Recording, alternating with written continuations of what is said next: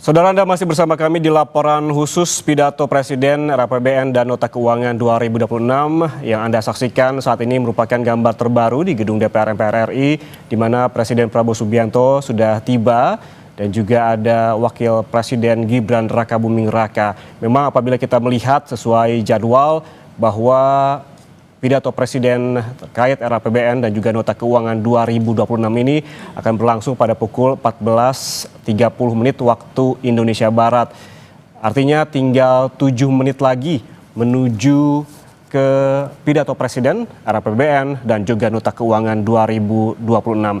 Dan saat ini tampaknya saudara Presiden dan juga Wakil Presiden serta Ketua DPR Puan Maharani juga akan berfoto bersama sebelum bacaan dan juga pidato Presiden soal RAPBN dan juga Nota Keuangan di tahun 2026.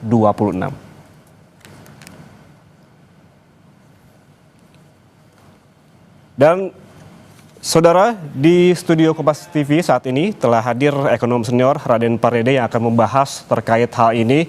Selamat sore Pak Raden. Selamat sore Pak Yan. Pak Raden, kita tahu bahwa memang struktur nota keuangan kalau dari tahun ke tahun sebetulnya tidak ada perbedaan yang cukup jauh begitu. Apabila kita lihat begitu di tahun ini merupakan tahun pertama bagi Presiden Prabowo untuk membacakan RAPBN dan juga nota keuangannya. Sesungguhnya menurut Anda akan ada perbedaan fundamental tidak dibandingkan yang dibacakan oleh Presiden ke-7 Joko Widodo di tahun sebelumnya? Ya, pasti ada lah. Ya, kan kita tahu kalau kita lihat ya 2014 ya ke 2015 dan kemudian beliau 2019 membacakan lagi kan. Ini kan 2 kali berturut-turut Pak Jokowi. Kemudian sekarang adalah Pak Prabowo. Pasti penekanannya berbeda-beda.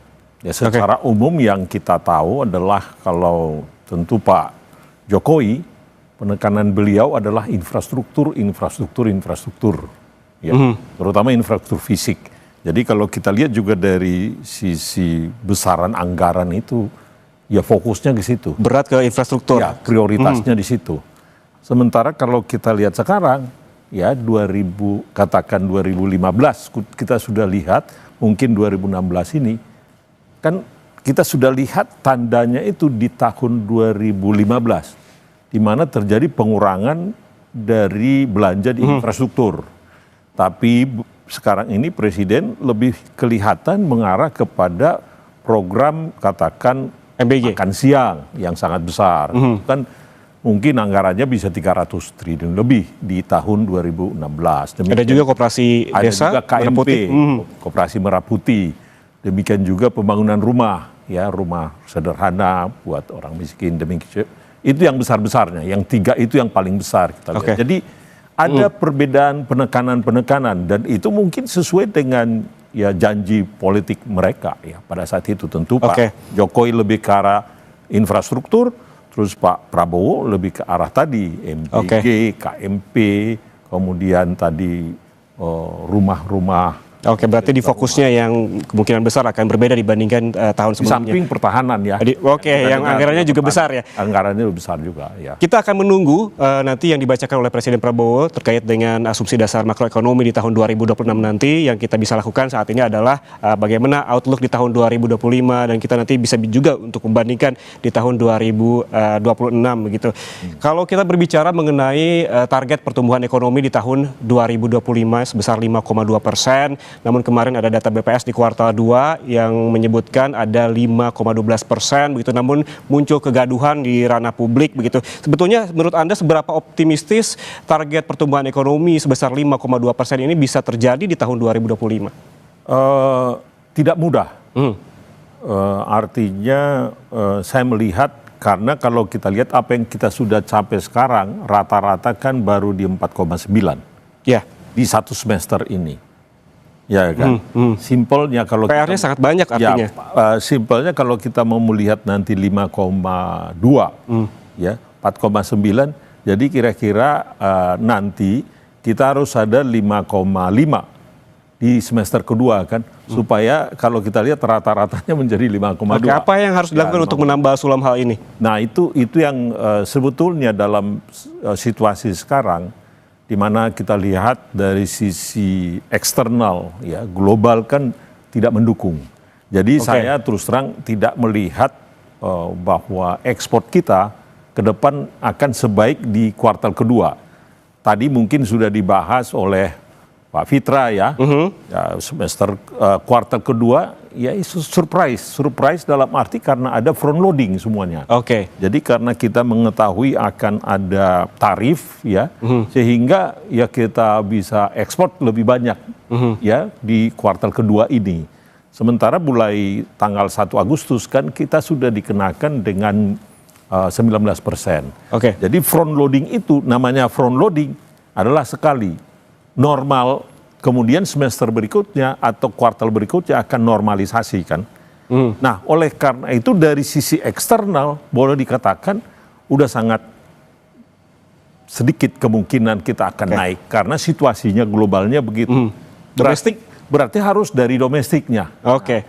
Kalau kita lihat domestiknya sekarang ini ya pasti harus budget, government spending. Karena di sisi lain kalau kita lihat di kuartal kedua itu kan masih negatif pertumbuhan. Salah satunya soal efisiensi. Ya negatif, betul. Tapi di kuartal pertama masih negatif, di kuartal kedua masih negatif, tetapi sudah mengecil. Tetapi harapan kita adalah semester kedua itu harus digenjot dengan signifikan ya.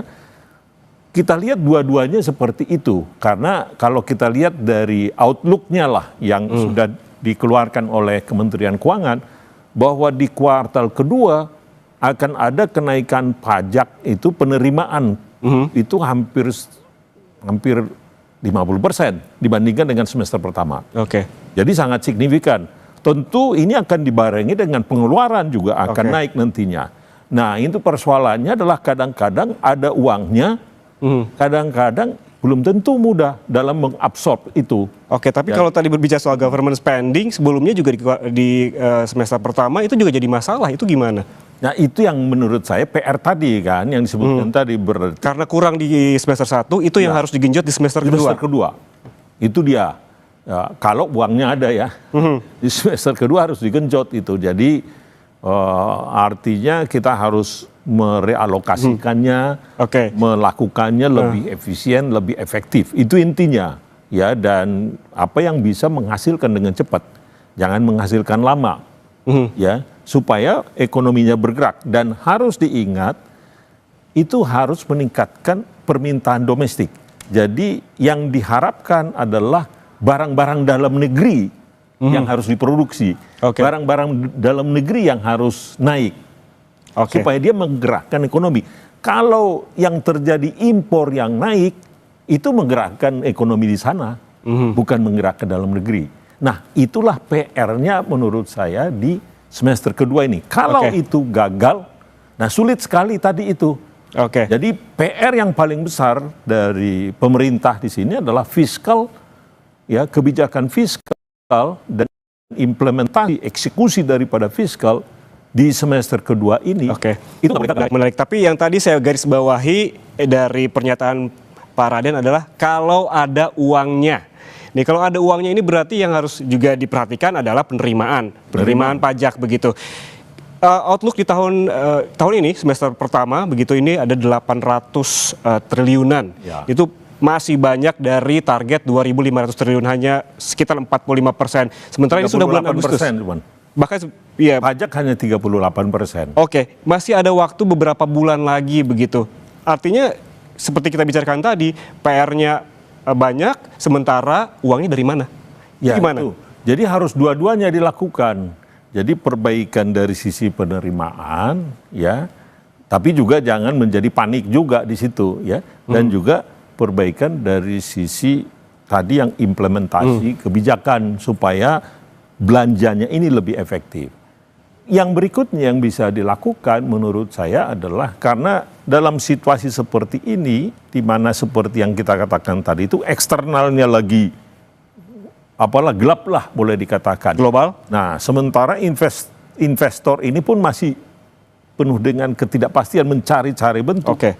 Oleh karena itu hanya government yang bisa mendrive ini, yang bisa menstimulasi ini. Nah, bila perlu mungkin tabungan-tabungan yang ada, yang lama, itu dipakai sekarang. Karena memang begitu, itu ibarat payung pada saat musim hujan, ya dipakai pada saat musim hujan.